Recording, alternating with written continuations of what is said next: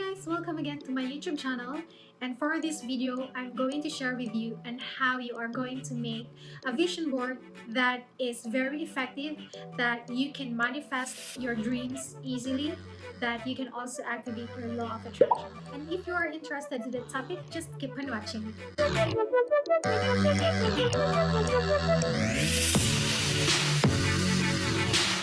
So what is vision board? Vision board is for you to set your goals, to really know what exactly you want to attract in your life, and what are the things and feelings and experience that you want to attract in your life in the future. We are going to make a vision board para mas madali natin siyang ma-manifest in our life. Do you know that we have a subconscious mind and we have a conscious mind?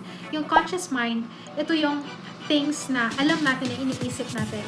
Siya yung nag-handle sa mga thoughts na alam natin na iniisip natin. We are aware of the things that we are thinking. Ito naman yung subconscious mind, ito yung mas malaking part sa brain natin, yung subconscious. Ito yung thoughts natin na hindi tayo aware na iniisip pala natin yan, that can attract the things that we really want in life. Yung subconscious mind natin, yung mag-feel ng gap sa anong gusto natin at saka sa ano yung reality ngayon. So we have to put our goals in life sa board para always natin siyang makita, always natin siya ma-remind yung self natin, okay, ito yung mga gusto ko na mangyari. And in the process, malalagay yan siya sa subconscious mind natin na hindi natin alam na parati na pala natin iisip because nga nasa subconscious na. And yung subconscious mind na yung gagawa ng paraan to fill in the gap sa reality at sa yung gusto natin. Yun yung purpose of vision boarding, to make the things clearer for you and to attract them in your life. Mas madali mo ma-attract yung mga bagay na gusto mo because of that. And most of the highly successful people do vision boarding because of this. They want their mind to work for them. Gagawa ako ng vision board because pinagawa ako ni Miss Trixie. Si Miss Trixie pala, Positivity sa Instagram. I will put a link down below if you want to check her out. Siya yung nag-ano sa akin about vision boarding, kung ano talaga ang dapat gawin when it comes to making your goals a reality. Ito lang mga kailangan mong isipin at gawin when you are going to make your own vision board. At first, you have to create a list of the things that you want, goals in your life. I-list mo muna siya, yung mga goals in life mo, mga dreams in life mo, na gusto mo talagang ma-achieve. Sa lahat ng aspects when it comes to work, with your family, with your friends, with your life, with your health, with your career, if you have a business, yung lahat ng aspects. Ano yung gusto mong mangyari sa life mo? Ano yung gusto mo doon? Make it sure na yung mga nililist mo, very specific. Alam mo talaga kung ano talaga yung gusto mo. It should be really exact. Nag-print ako ng photos sa mga specific talaga na lugar. Like, for me, Australia, and then yung Eiffel Tower sa Paris, and yung Silicon Valley. Nag-print ako nun. Yun yung tatlong place na gusto ko talaga i-visit.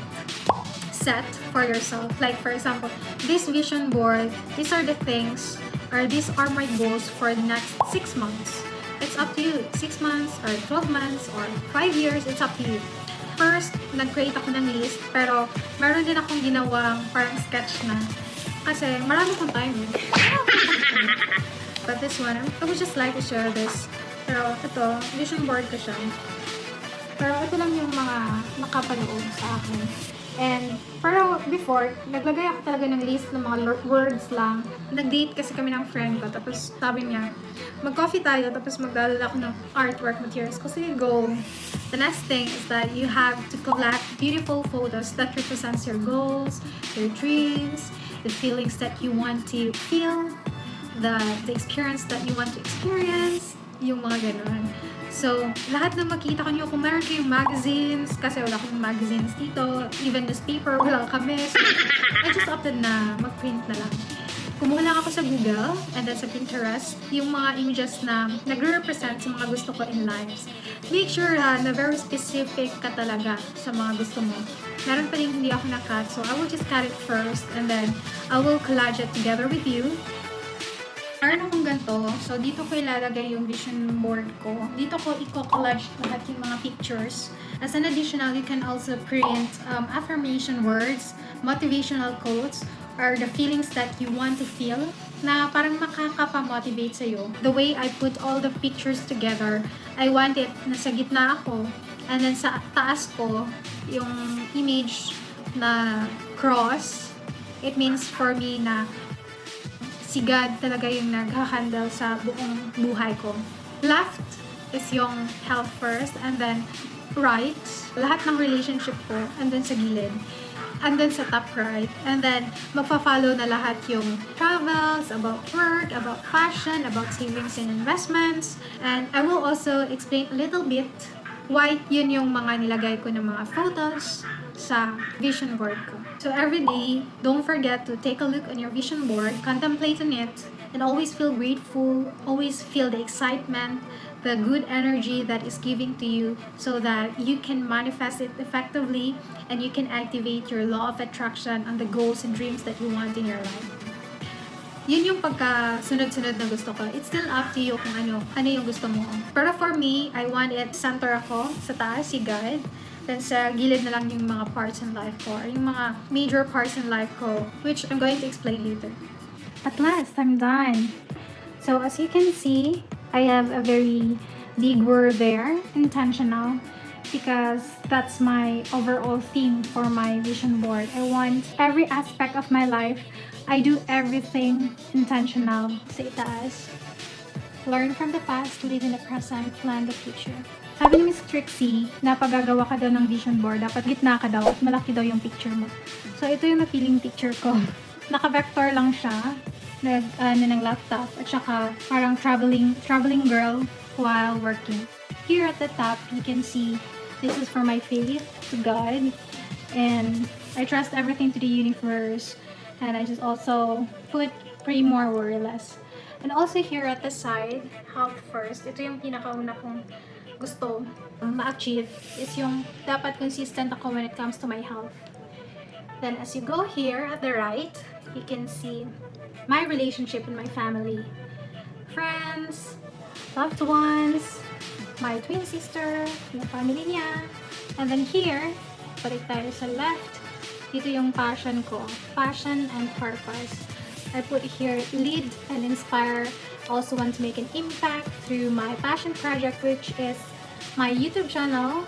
I'll be talking more about work from home, mindset, productivity, self-development.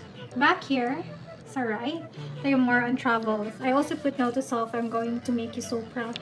Supposedly, dito ko siya dapat ilagay sa baba. Pero matatabunan itong picture na to.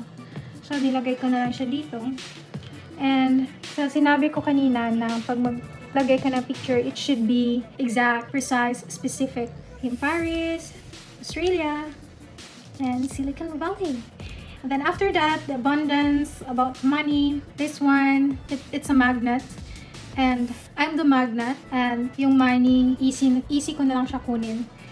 Money will just follow me wherever I go. Kung anong gagawin ko, magkakamani ako. Yan yung goal.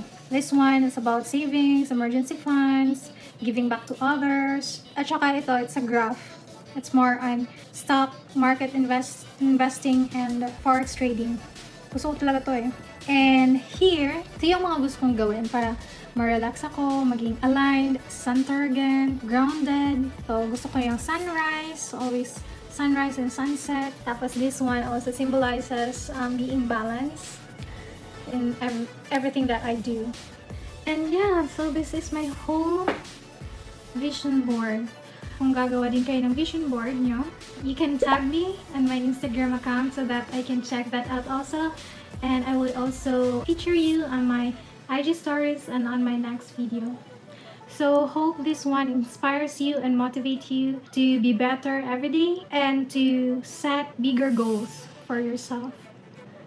Have a great day. Bye! You might also want to check out the 2 videos here at the side because it's also about work from home stuff. Hope you have a great day and a great life.